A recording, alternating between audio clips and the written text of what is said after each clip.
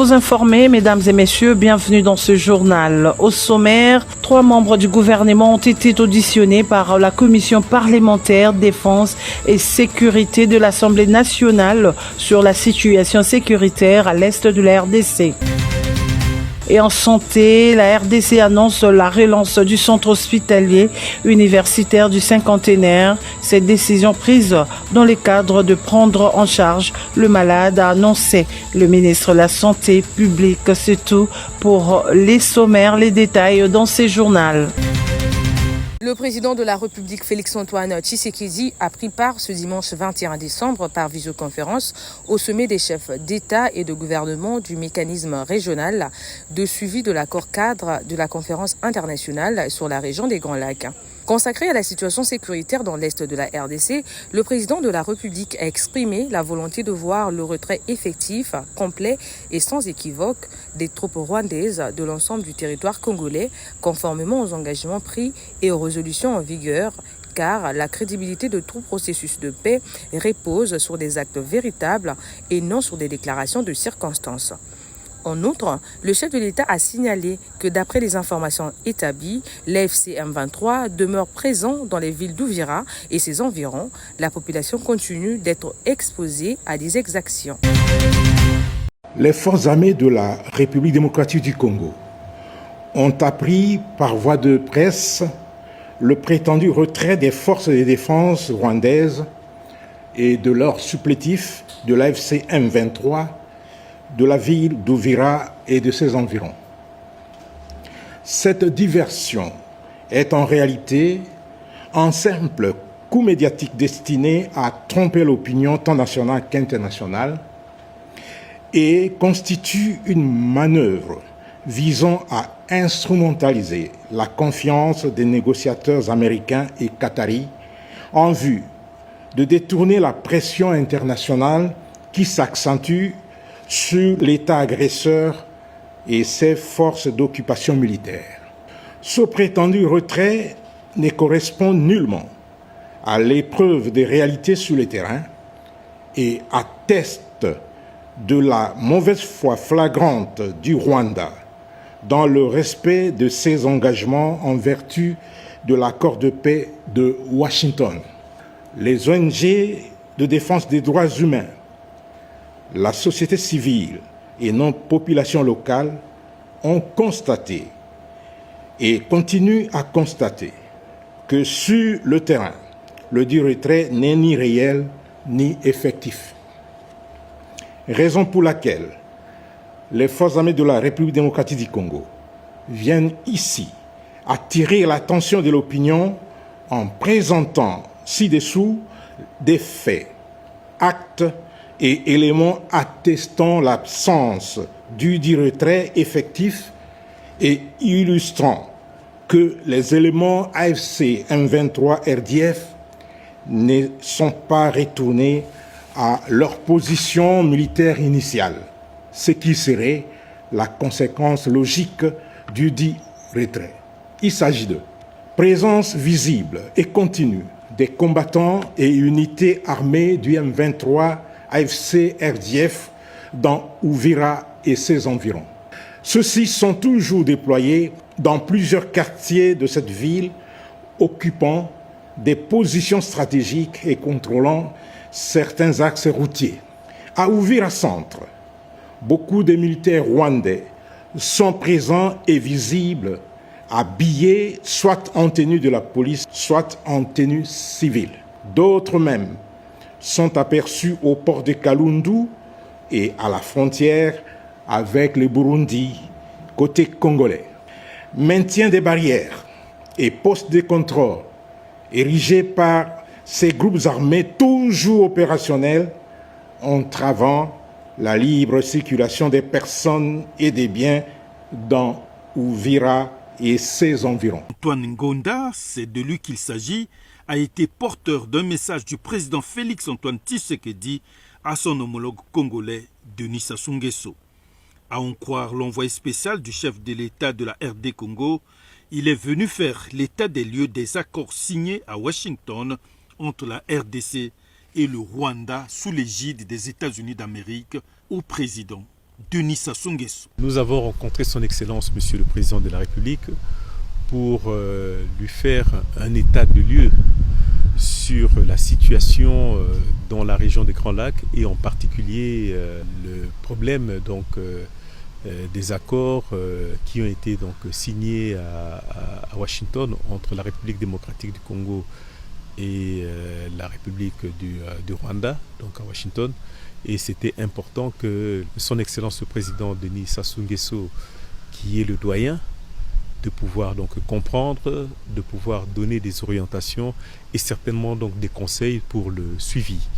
Et vous êtes sans ignorer, parce qu'on dit c'est un secret de polichinelle, qu'immédiatement après la signature de cet accord au niveau de Washington, M23 a repris les hostilités avec le soutien du Rwanda. Donc c'était important de pouvoir expliquer notre indignation au président Sassou et qu'il puisse nous donner les conseils et les encadrements pour qu'on puisse se transmettre à son Excellence le président Félix-Antoine Tshisekedi Tshilombo qui nous a mandaté ici. Les États-Unis ont agi comme médiateur principal, soutenant le processus de paix et cherchant à ancrer une coopération stratégique avec la RDC et le Rwanda. La commission permanente défense et sécurité de l'Assemblée nationale a, durant la semaine du 15 au 20 décembre 2025, procédé à l'audition des membres du gouvernement Judith Suminwa Tuluka sur la situation sécuritaire qui prévaut dans plusieurs parties du pays, particulièrement dans la partie orientale. Cela fait suite aux recommandations formulées par la plénière de la Chambre basse du Parlement pour l'analyse approfondie de matières ayant trait à la sécurité nationale. Ainsi, la commission défense et sécurité a débuté la série d'auditions avec le vice-premier ministre de la Défense nationale, Guy Mwadien-Vita. D'une manière générale, les élus du peuple ont scruté la situation sécuritaire à travers le territoire national, particulièrement dans l'est du pays, après la chute de la ville d'Uvira. Séance tenante, le VPM de la Défense a sollicité et obtenu auprès des députés nationaux un report de 48 heures afin de rencontrer les préoccupations soulevées par les élus du peuple. Après les patrons de la Défense nationale vient le tour du vice-premier ministre, ministre de l'Intérieur, Sécurité, Décentralisation et Affaires coutumières, Jacques Machabani-Louko, d'être auditionné par les députés nationaux, membres de la Commission permanente Défense et Sécurité, qui, préoccupés par la situation sécuritaire sur l'ensemble du territoire national, ont travaillé sans répit et avec abnégation. Au vu de la complexité et de la technicité des préoccupations soulevées par les élus du peuple, le VPM de l'Intérieur, Décentralisation et Affaires coutumières a sollicité et obtenu des revenir dans un temps record, question de se préparer pour satisfaire les attentes et aspirations des députés nationaux. Poursuivons la série d'auditions dans l'objectif de puiser toutes les matières en sa possession. La Commission défense et sécurité a jeudi 18 décembre 2025 auditionné le ministre de Mines, Louis Ouatoum Kabamba, sur la situation relative à la sécurité des sites miniers à travers le pays, car l'insécurité est due généralement à l'exploitation illégale de minerais et la présence de militaires dans certains carrés miniers. Face aux préoccupations pertinentes posées par les députés nationaux, le ministre de Mines, Louis Ouatoum Kabamba, a sollicité et obtenu un report de 48 heures afin de bien préparer ces éléments des réponses.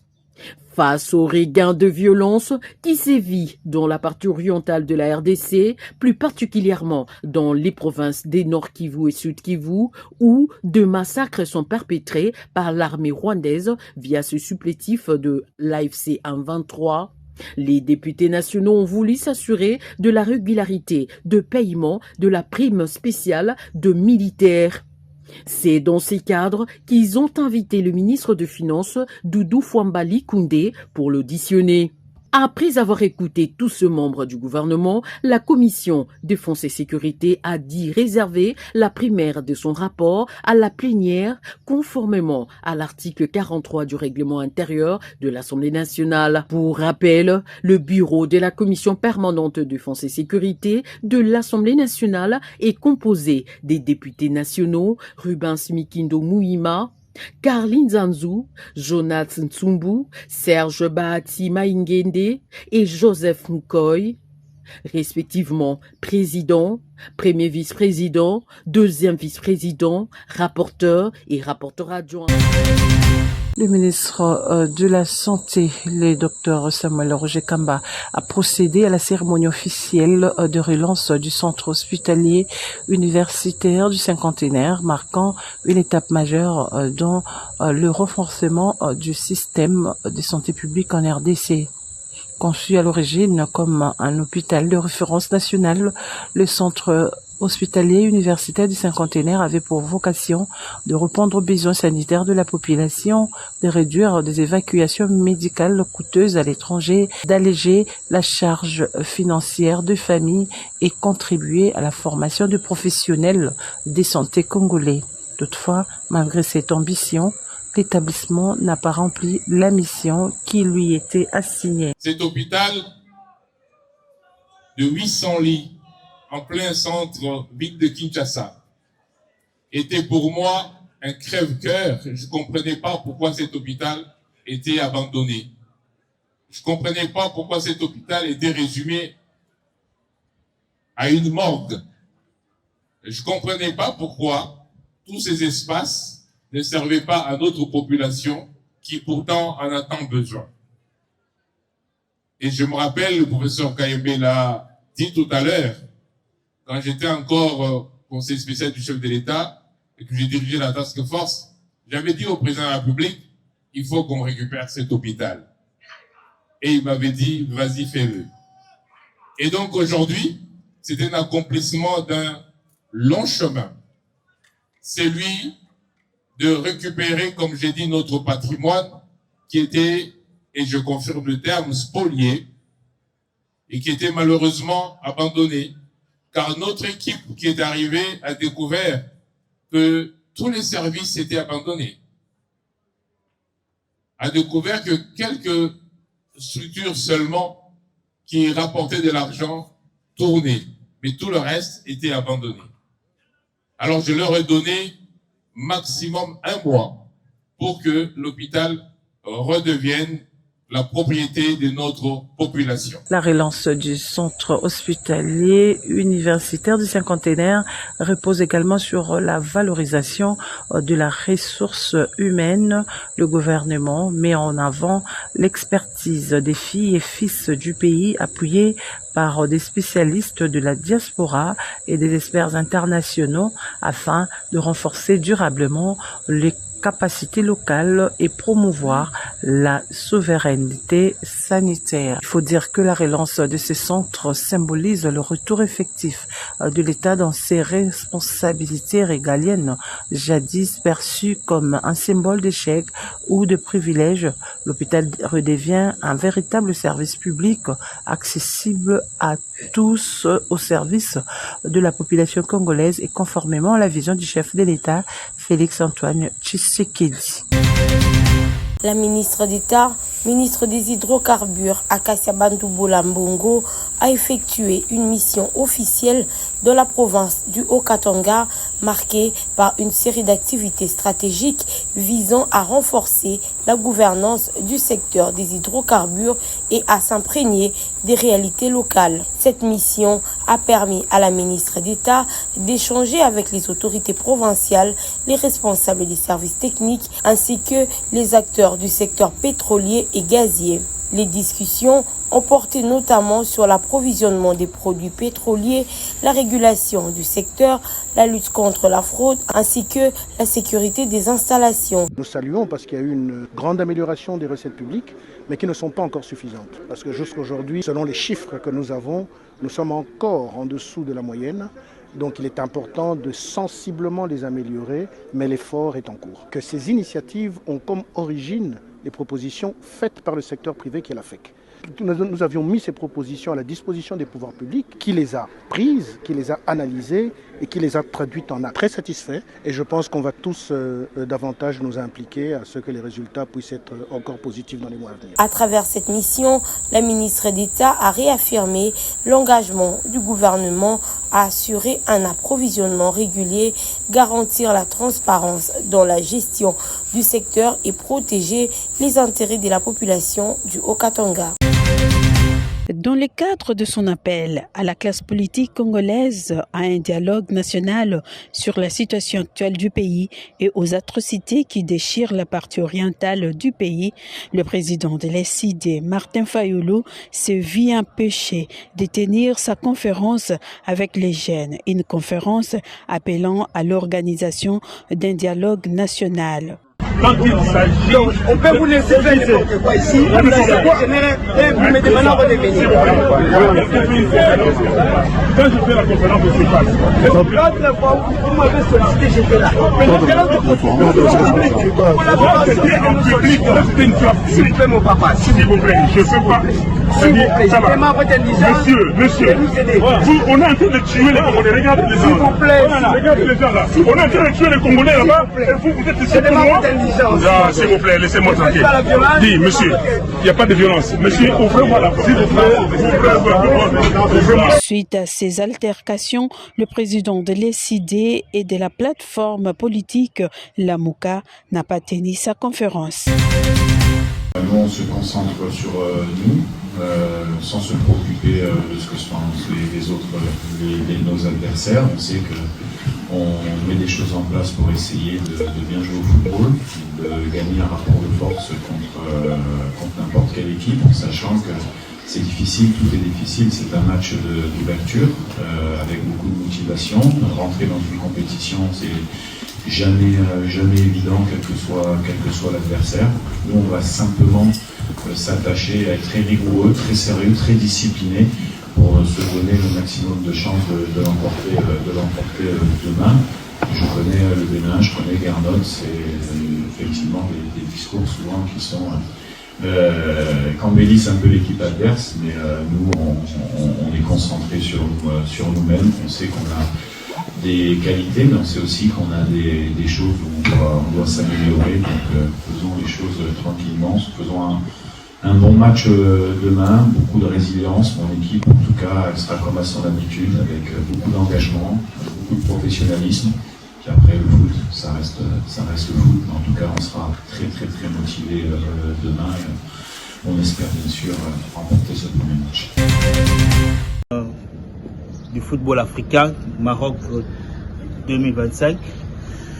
Et nous savons bien que le Léopard participe à cette compétition, que nous souhaitons toutes les chances du monde et beaucoup de bonheur à cette équipe nationale des Léopards que nous accompagnons durant cette campagne. Et nous allons vraiment porter haut fort la voix du 12e homme que nous sommes durant cette campagne Maroc 2025. Bonne chance à cette équipe, bonne chance à tous les Congolais et nous espérons bien remporter cette coupe CAN Maroc 2025. Donc, nde to la souenanga, soki ba memeli so CAN et kozala esengo makasi. Donc, pona ngai nazaka na mboka moko Congo et ya na CAN. Bon, chance c'est vraiment la peste par le pas. Pas dans la volonté. Volonté wana o to betaki contre Nigeria pas dans na Nigeria. Souci wana na volonté wana batia wana ba match nyos. Hein? Détermination wana ba gina 2 matchs wana. Hein? Ba bandela ngo CAN. Wana to zapena na résultat moko ezala bien.